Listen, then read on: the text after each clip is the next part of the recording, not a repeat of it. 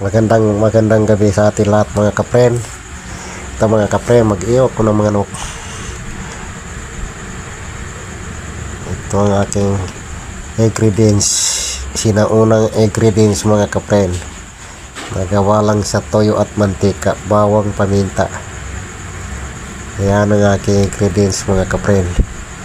Sinaunang ginagawang ingredients kapag nag-iyaw ng manok o kaya pato. Itong aking ginawa. Masarap to mga kapren.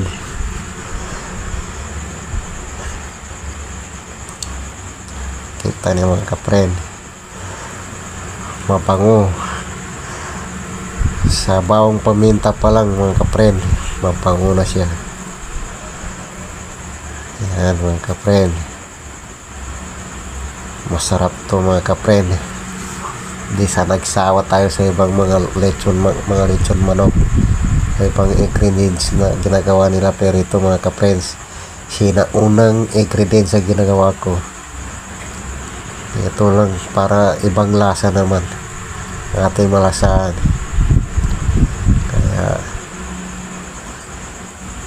sa amoy pa lang mga kapren, mabango na, masarap na, mabusog ka na. Ay mga kapren,